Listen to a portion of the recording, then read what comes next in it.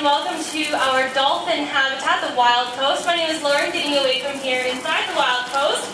And who's excited to see dolphins? Oh, I think you can do a little bit better. Who's excited to see dolphins? Okay, especially Mike. Excited?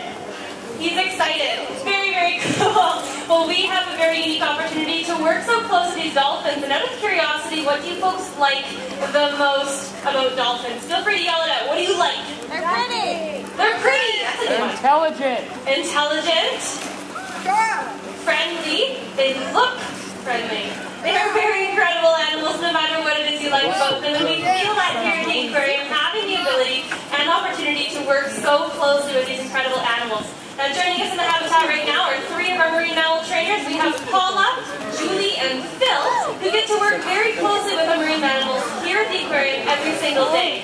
Now, getting a close look at our dolphins here, we have Spinnaker, and he is a male Pacific white-sided dolphin, showing off just how incredible he is, and he is joined by the lovely babies Hannah and Helen. Pretty incredible stuff. I think they deserve a round of applause for being so impressive. Now, these dolphins are pretty incredible animals, and through the years we have learned so much about dolphins. But like other animals in the oceans, their lives are still shrouded in mystery. And what we're doing here at the aquarium is trying to learn more about these incredible dolphins. Now, first of all, being Pacific white-sided dolphins, they actually are pretty rare to find in facilities, as they aren't the most common dolphins you would find. But you can identify them by that torpedo-shaped body with the black, gray, and white markings that run down their side, which are very unique to Pacific white-sided dolphins. Now, not only are they gorgeous looking, but they are also considered to be one of the most acrobatic species of dolphin on the planet.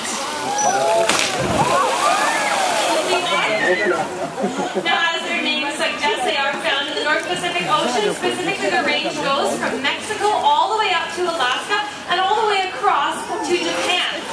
And all in that habitat, they will show off just how incredibly acrobatic and incredible they are.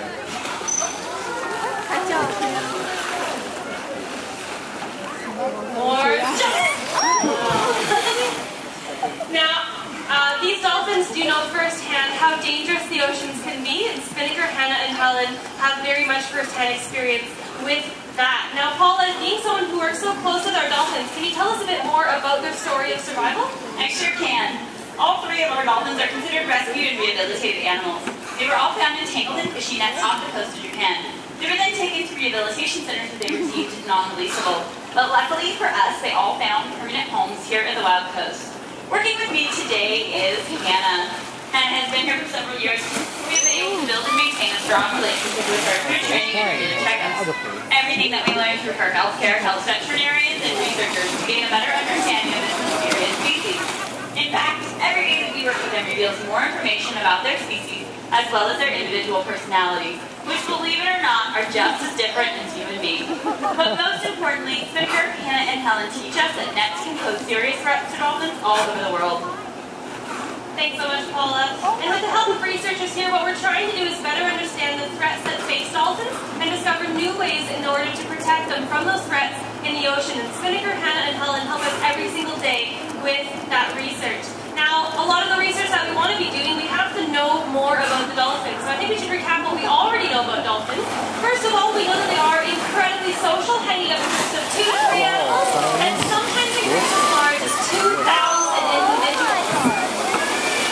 Now, not only are they incredibly social, Pacific white-sided dolphins also travel together, and they can in fact travel at high speeds, like 35 kilometers an hour as you below water and up above.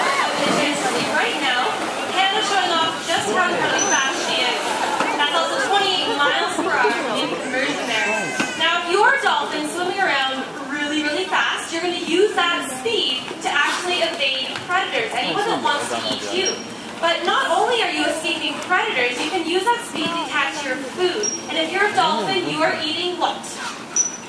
Fish, absolutely. So using that speed is very, very easy for a dolphin to catch their fish in the waters. Now imagine for a second what it must be like to be a dolphin in the ocean, searching for food and trying to find it in the deep, dark oceans. We know that they use that speed to catch their fish, and that the deeper you go, the darker it gets. Now being a dolphin, finding that food, they have to have a very unique way to catch their food and find it again. They use an animal form of sonar called echolocation. If you listen carefully,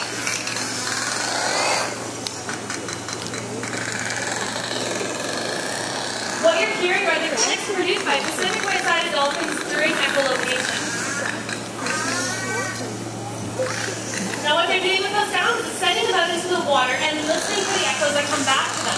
Now what they're able to do is form an underwater picture of the surrounding world. Now through research they discovered that a dolphin's sense of echolocation is incredibly accurate. Yet even though it is accurate, over 800 whales, porpoises, and dolphins are still entangled and caught in fishing nets every single day, and most of them do end up dying. But that's a very scary number to think about. So what we've been doing here at the aquarium, and something that we've been involved in for the past 2 years, is research to better understand exactly how a dolphin moves about in their habitat. Now what I'm holding here is a gelatin eye cup, and what we do is we would place this on the body of the animal, very slowly get them used to the gelatin eye cup. So what Phil's doing here is showing you a side present from one of our dolphins, and what we would do is actually place this on the body and work it up until the dolphin would have their eye voluntarily covered.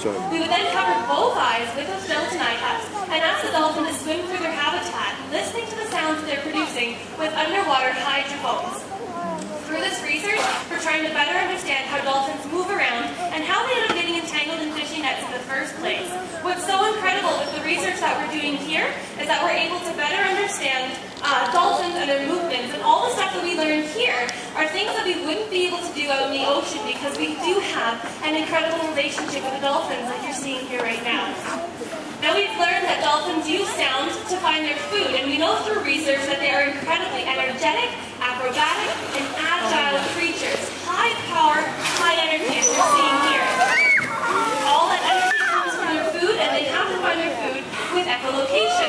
Now they're also using sound for other reasons, such as being social, and dolphins can use sound to communicate with each other over long distances. And here we go with more aspects today, showing just how sound is so important to them.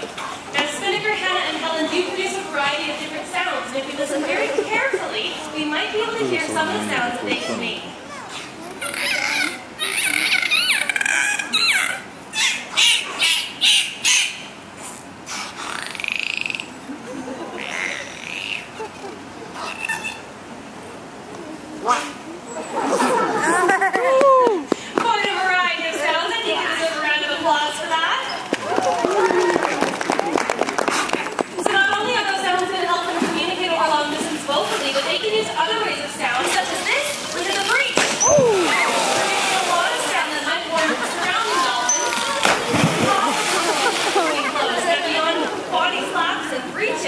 Dolphins are able to actually slap the water with their tails, as you're seeing here. And not only does that produce sound that other dolphins can hear, but possibly that might also stun the fish that they can eat later on. Now we know that dolphins are not the only animals in the ocean making sounds. There's something else out there that does make a lot of sound, and it's something that we like to drive around in the water. What are those things we drive around in that make lots of noise? Boats. I heard it. You can say it louder, don't worry. We drive boats around in the ocean and they make a lot of noise. Now exactly the impact that noise has on dolphins, we're not entirely sure, but part of the research here at the aquarium is looking into that, the effects that extra sound has on dolphins out in the ocean. Now for all the work we do here, just like every great mystery, all the answers we find, we come up with much more questions that we need to answer. The question that we're most dedicated to answering is how exactly can we help? You find yourself asking that very same question, we're excited to tell you that not only have you already helped by coming here to the aquarium today, because we are a non-profit organization, all the money you spend here does go back towards our research and conservation initiatives. But beyond that, if you like seafood and you just maybe feel a teeny bit guilty about eating seafood, I want to tell you you don't have to, because if you look around the habitat, you'll notice these green signs that have Oceanwise and a logo on it right behind you as well. That's something started here by the Vancouver Aquarium. So what we've done is taken all the research out of eating sustainable seafood for you. We know that dolphins can be caught in nets as accidental bycatch, and other animals as well, like sea turtles and birds. By eating ocean-wide seafood, you know that you're making the right choice about choosing seafood that makes sure that there's no bycatch, as well as fishing from a population of fish that is a sustainable group of animals. Not only that, but helping animals like spinnaker, henna, and Helen is something that you've got by coming here to the aquarium.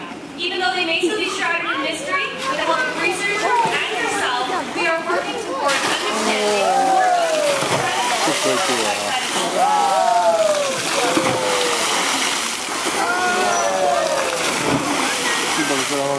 quite impressive. Well, how about as a very final thing that you just spend your henna and Helen for their help, let's give them a final round of applause. On behalf of myself, our fantastic trainers, our incredible dolphins, we want to thank you so much for coming to the Vancouver Aquarium today. And please stick around, there is lots more to see at the aquarium, lots more shows we do have to offer. So thanks again, everyone.